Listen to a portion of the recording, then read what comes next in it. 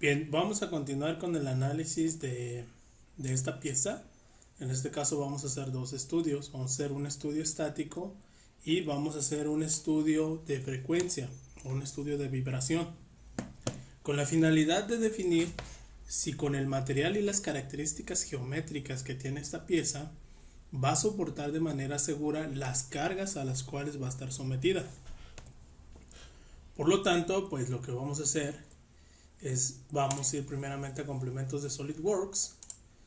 Déjenme quitarlo, así no les va a aparecer la pestaña, pero al darle clic nosotros activamos precisamente lo que es este módulo, en el cual vamos a poder realizar diferentes análisis. Una vez que ya está activado, le damos clic, nos vamos a la pestaña Nuevo Estudio, vamos a seleccionar la opción Análisis Estático. Aquí le voy a poner Análisis Estático 1 y le doy en Aceptar. Ok, bueno, aquí me dio este error porque ya tenía previamente un análisis 1. De hecho, aquí me lo está mostrando en la parte inferior. Los voy a cerrar. Voy a eliminar todos los estudios, ahí están. Entonces nuevamente me regreso a un nuevo estudio, análisis estático, y ahí empezamos con el primer análisis estático. Podemos ponerle ese nombre o incluso podemos ponerle el nombre de la pieza y el tipo de análisis que vamos a hacer. No hay ningún problema, todo depende cómo lo queramos identificar. Bien, entonces seleccionamos y una vez que habilitamos el módulo de análisis nos cargan nuevas herramientas. Aquí nosotros podemos aplicar material. En este caso, ahora sí que por tradición, lo que hemos hecho siempre es asignarle un material a todas nuestras piezas, ya que generalmente por lo que hemos obtenido son sus propiedades físicas en cuanto a masa, a volumen y el área que nos está ocupando. Entonces, como ya lo definimos, de hecho aquí nos aparece. Si en el caso de que se nos haya pasado, pues aquí nos vamos directamente, seleccionamos la opción y aplicamos el material sobre el cual queremos hacer nuestro estudio. Si queremos hacer una comparativa entre diferentes materiales en una misma pieza, pues entonces le pondríamos en el nombre análisis con el material y luego análisis con el nombre del segundo material para tener una comparativa de lo que sería el comportamiento de cada uno de esos materiales, y en este caso pues poder definir el más adecuado para la aplicación. Después de asignar el material, nos vamos a ir a seleccionar lo que son las geometrías de sujeción. En este caso vamos a utilizar geometría fija. ¿Por qué? Por la naturaleza de este elemento, pues a través de estos orificios pasan lo que son los tornillos, los cuales pues en este caso mantienen fija a esta pieza, y es una geometría fija. Posterior a eso vamos a ir a seleccionar el tipo de fuerza a la cual va a estar sometido. En este caso pues va a ser una fuerza puntual que está actuando sobre estas dos caras cilíndricas. En este caso, esta primera opción, la dirección de la carga nos la pone en todos los ejes, y lo que vamos a hacer aquí es definir en qué dirección vamos a querer esa carga, considerando aquí nuevamente que conocemos cómo se comporta o cómo se va a comportar en este caso estas piezas y las cargas en qué ejes se van a estar distribuyendo. En este caso, en esa dirección pues no vamos a tener ningún tipo de carga. En esa dirección sí vamos a tener una carga, en este caso lo vamos a asignar 1200, y en esa otra dirección también vamos a tener carga, y aquí bueno, vamos a hacer una comparativa, le vamos a poner una carga menor, es decir que sobre el eje Y es donde vamos a tener el mayor cantidad de generación, o en este caso el mayor soporte de la carga. Aceptamos. Entonces ya definimos las sujeciones, el material y las cargas. En este caso las conexiones se dan únicamente en elementos cuando estamos manejando un ensamble. Cuando estamos trabajando con una sola pieza, no es necesario ponérsela para poder realizar el estudio estático. Después, una vez que que ya tenemos todos estos elementos, vamos a seleccionar el comando malla y vamos a crear una nueva malla. La malla representa en este caso una distribución geométrica que va a ser en este caso el algoritmo del solver o del solucionador, en el cual en este caso pues está basado mediante el método de elementos finitos, que lo que hace es crear una malla tridimensional donde se va analizando nodo por nodo, es decir, elemento por elemento. Dependiendo de la cantidad de elementos, es mayor el rango de exactitud de la precisión, pero también es mayor el tiempo y los recursos del equipo de cómputo para obtenerlos. Por lo tanto, la recomendación es obtener un factor de malla que esté balanceado para obtener una estimación aproximada de lo que va a ser el comportamiento. Podemos también editar lo que es el tamaño de la malla, pero nuevamente les mencionaba, cuantos más parámetros empezamos a poner dentro de nuestra malla o de nuestro elemento para solucionar, más recursos va a demandar, y si nuestra computadora no tiene lo suficientes, incluso puede llegar a generar un error o simplemente no sacar los resultados. Entonces, para obtener algo aceptable, pues lo dejamos en esos valores. Aceptamos y bueno, vamos a observar precisamente cómo se crearon estos elementos. Cada triangulito representa un elemento finito y cada sección donde se unen varios son los nodos. Entonces, entre más nodos tenga el modelo, más exacto va a ser, o más fino, más exacto va a ser, pero también más tiempo nos va a consumir. Una vez que enmallamos, ejecutamos el estudio para obtener en este caso este primer análisis del comportamiento en base a estas dos cargas. Y bueno, aquí ya tenemos este resultado basado en la distribución de von Mises, donde en este caso tenemos los valores que nos está arrojando, los máximos, las máximas tensiones y las mínimas. Vamos a editar la forma en cómo nos muestra estos resultados. Entonces nos damos clic derecho y nos vamos a ir a opciones de gráfico, y en lugar de científico vamos a seleccionar bueno, el general tampoco, vamos a generar el flotante, ¿vale? Entonces, una vez que seleccionamos, damos en aceptar y ya tenemos los valores. Entonces, lo que tenemos que hacer aquí es comparar el valor del límite elástico. En este caso, este límite elástico es del propio material que asignamos, comparado con los esfuerzos máximos, para en este caso determinar si la pieza va a cumplir, en este caso bajo condiciones seguras, esa cantidad de carga.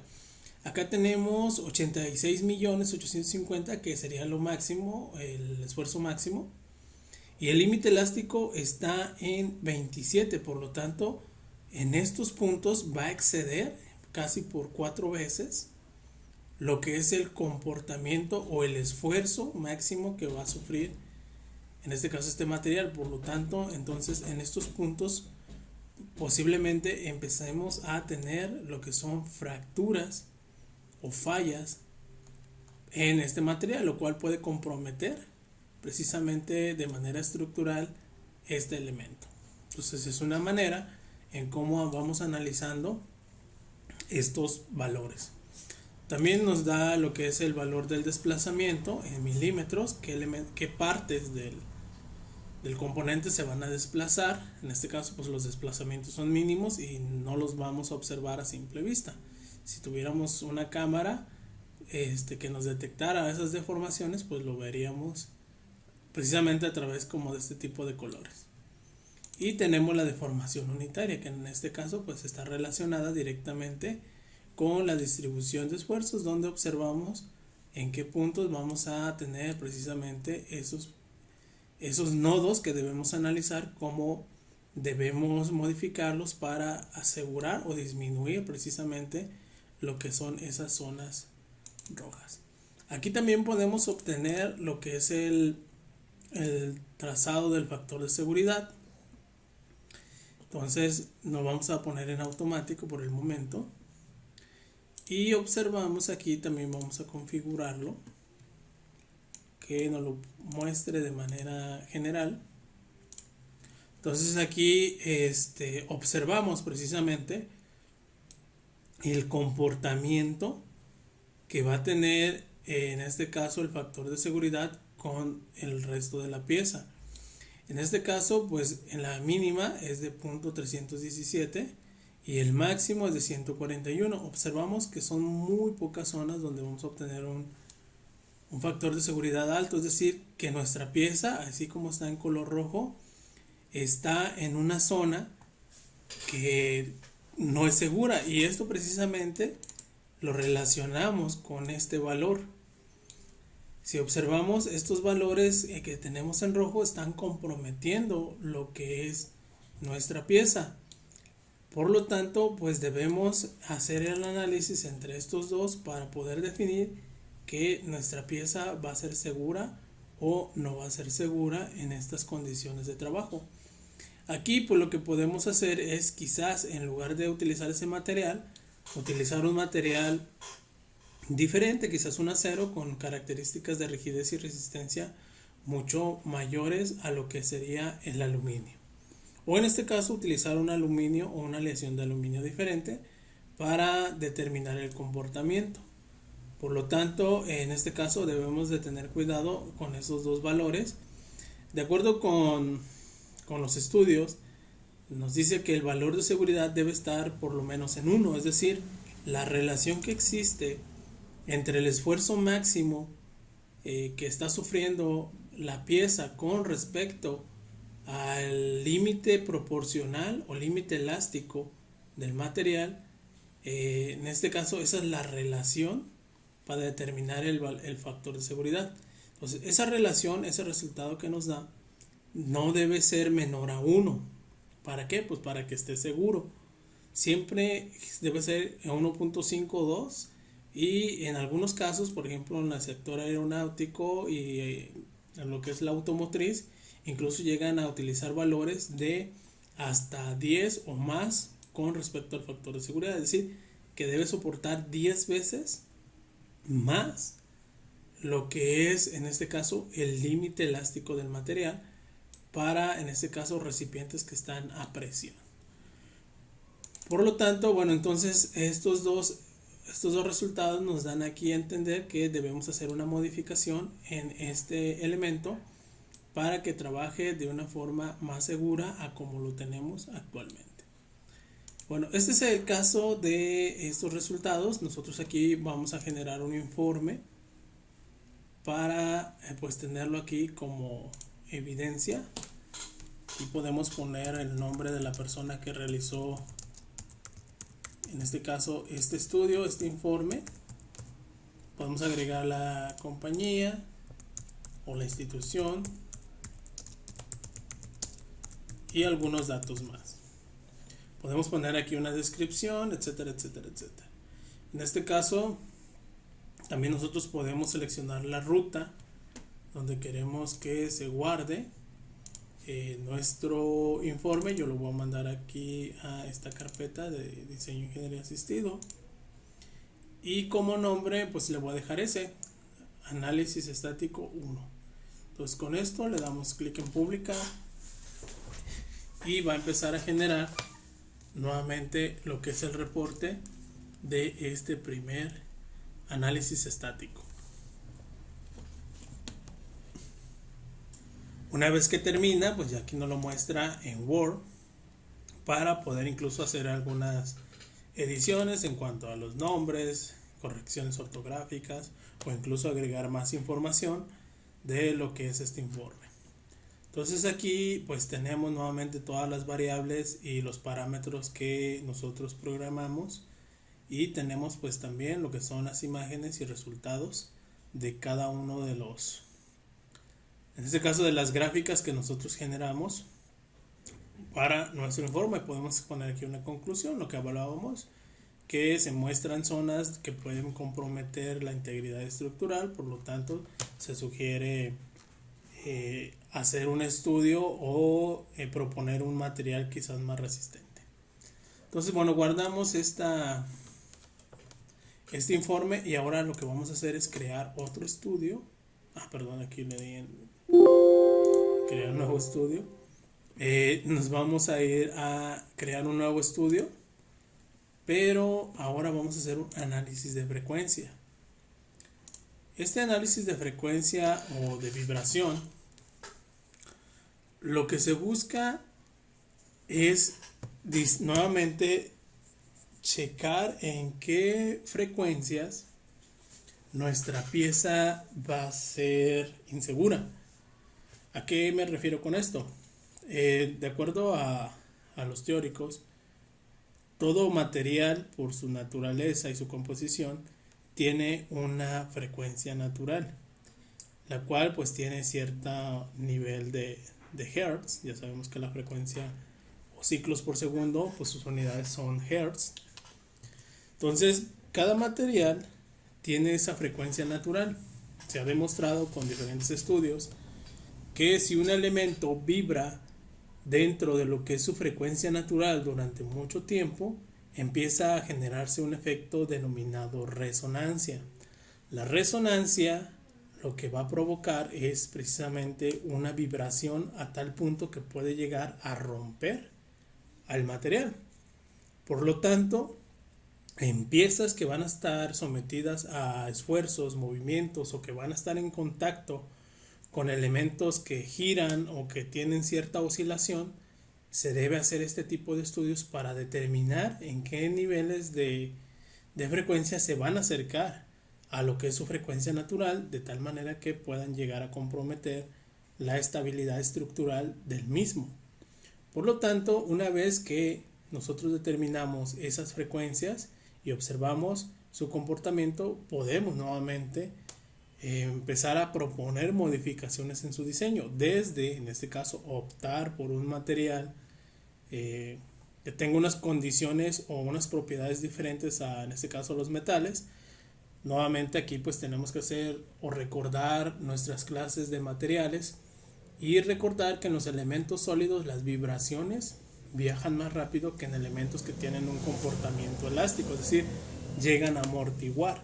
Incluso aquí empezamos a proponer soluciones, ¿no? Si el elemento en el que va a estar en contacto tiene demasiadas vibraciones que se acercan a la frecuencia natural del material del que está hecho la otra pieza, pues entonces podemos decidir incluso poner lo que son amortiguadores, es decir, elementos elásticos o elastómeros que absorban precisamente ese nivel de frecuencias y no comprometan a la parte con la cual están en contacto.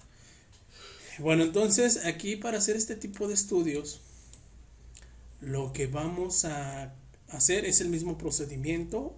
El material, pues previamente ya lo asignamos. Vamos a establecer lo que son nuestras geometrías, nuestra geometría fija en este punto.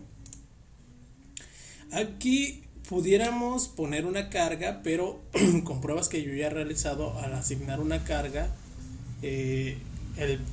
mejor dicho, el solver de este programa no nos permite ese nivel de complejidad, por lo tanto no nos permite hacer este estudio. Lo único que vamos a hacer es, en este caso, seleccionar en propiedades el número de frecuencias que queremos analizar. En este caso vamos a analizar las 10 primeras frecuencias para determinar dentro de cuáles vamos a tener un comportamiento que pueda comprometer lo que es el aspecto estructural de esta pieza. Entonces, sin ponerle cargas, simplemente le damos en ejecutar y nos va a dar los valores de las primeras 10 frecuencias. Aquí ya la tenemos. Y entonces, perdón, empezamos a ver aquí que en la primera frecuencia tenemos un comportamiento de esa forma. Si nos vamos a la segunda frecuencia, empezamos a ver comportamientos ya un poco más diferentes.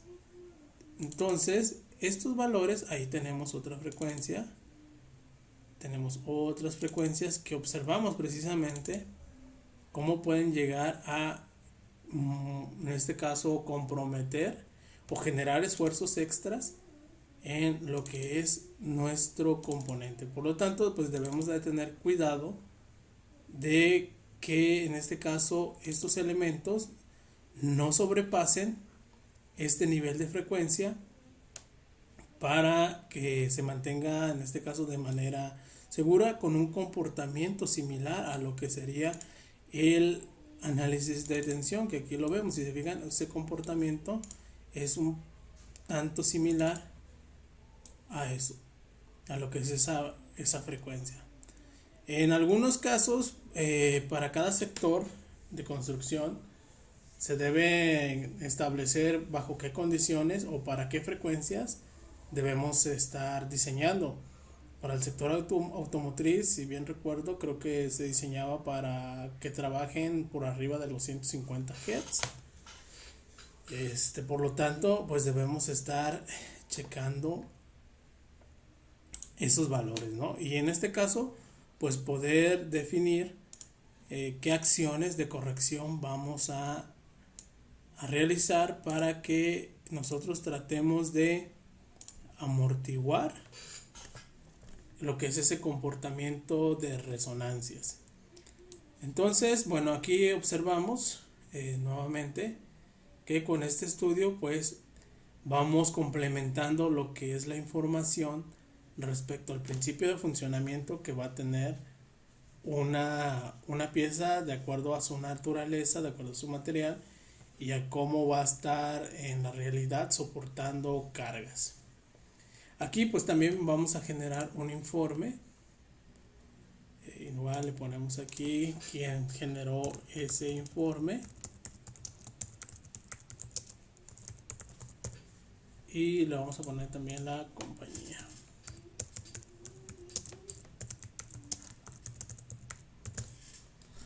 Lo vamos a dejar en la misma carpeta, pero ahora lleva el nombre de estudio de frecuencia y lo vamos a publicar. Bien, una vez que termina de realizarlo, pues aquí también tenemos lo que es nuestro informe en Word para pues hacerle las modificaciones o agregar información que consideremos relevante para esta pieza. Entonces igual pues la guardamos o la cerramos y ya tendríamos. Entonces aquí pues tenemos dos casos que podemos analizar, en este caso en una misma pieza.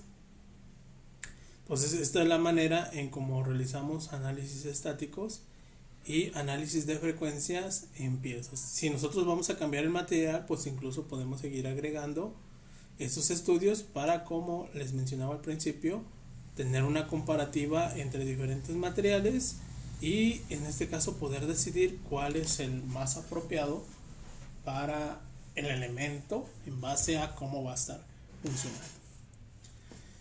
Bien, entonces esto es todo y nos vemos hasta el siguiente.